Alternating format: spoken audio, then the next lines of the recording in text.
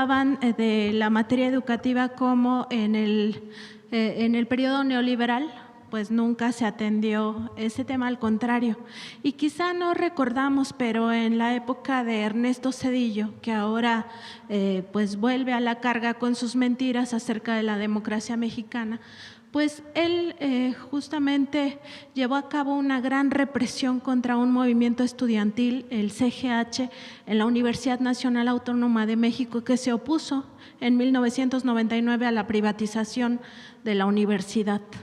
Además de este acto represivo, bueno, Ernesto Zedillo pues se caracteriza no solo por el gran latrocinio, uno de los mayores latrocinios que ha vivido el pueblo de México con el FOA-PROA, sino también con otras privatizaciones, entre ellas, por ejemplo, la de los ferrocarriles, pero también la de las pensiones en 1997. Y hay que hacer memoria porque los mexicanos, las mexicanas, le seguimos pagando a él una pensión vitalicia a través del Banco de México, que este año 2025 nos va a costar 1,700,000 pesos. Ernesto Zedillo también fue en su momento, su familia política, investigada por narcotráfico, se le vinculó al cártel de Colima. Además de este tema, pues también es responsable de otras masacres, ¿no? Está, por ejemplo, el Charco, el Bosque, Aguas Blancas, Acteal. Eso ocurrió en ese sexenio. Él llegó a la presidencia incluso después de un magnicidio y nunca lo aclaró. Y ahora viene a hablar de que en México no existe la democracia, cuando el pueblo de México por primera vez tiene en su poder la decisión de elegir al gobierno que lo representa, y ahora también no solo al ejecutivo y legislativo, sino también al judicial. Preguntarle, presidenta, sobre esta hipocresía y también este cinismo de personajes del pasado que vienen pues a seguir diciendo mentiras. Bueno, ya mencionaste muchas de las desgracias de aquella época. Y sí, en efecto, ayer, después de haber mencionado este tema de esta falsa defensa de la democracia, porque es eso, en realidad los 36 años de neoliberalismo, supuestamente hubo alternancia entre el PRI y el PAN, que sigue siendo el PRIAN, por más que quieran diferenciarse.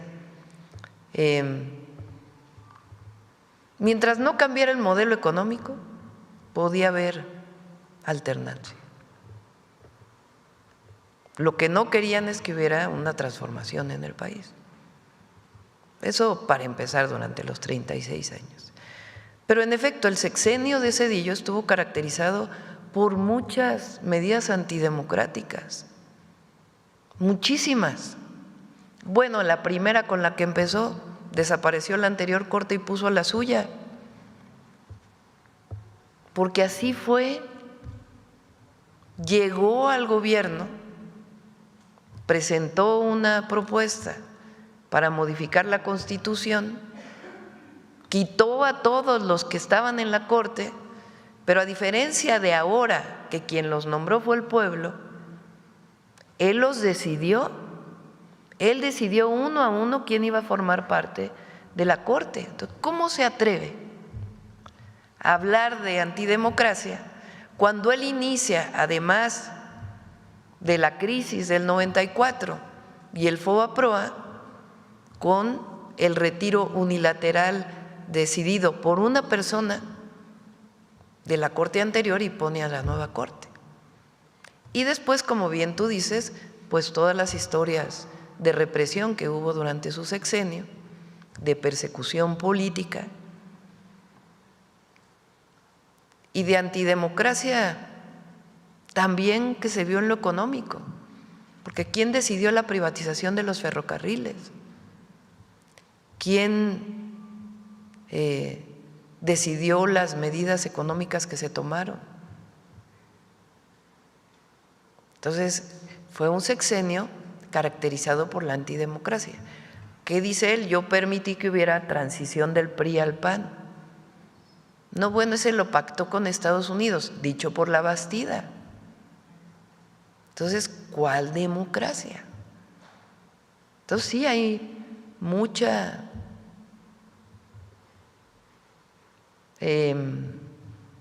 podemos llamarle hipocresía, podemos llamarle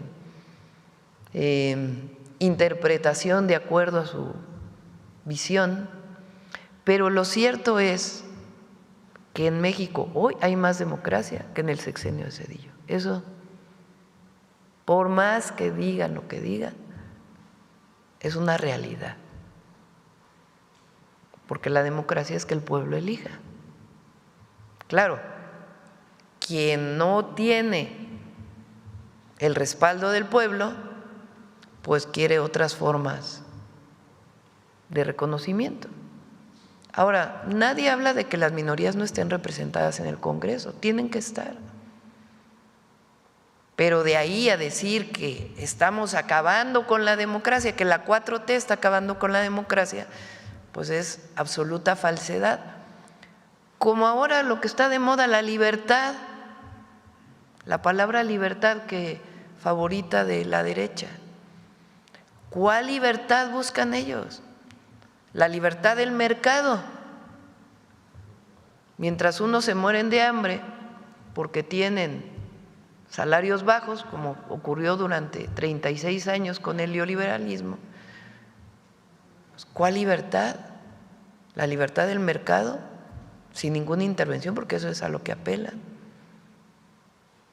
Entonces, en realidad es una falsa libertad y es una falsa democracia la que defiende.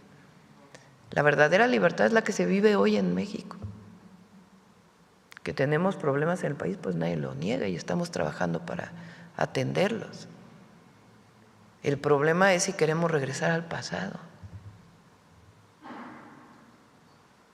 pasado autoritario, al pasado antidemocrático, al pasado en donde por el bien de todos primero los ricos, o ni siquiera por el bien de todos primero los del mero arriba, o regresar a una situación en donde el poder económico regrese a gobernar a México.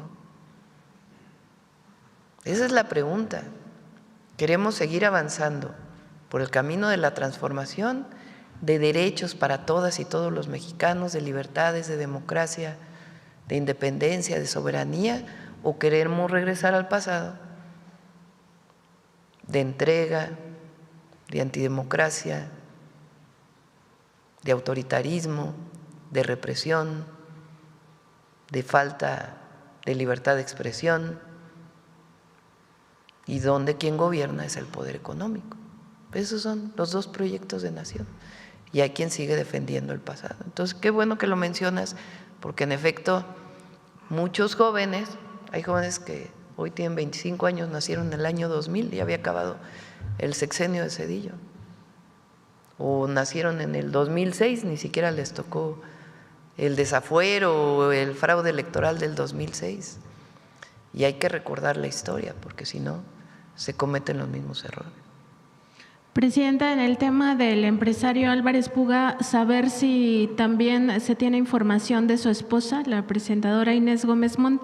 Nosotros hemos consultado el expediente y sabemos que dentro de las acusaciones que ha hecho la Fiscalía General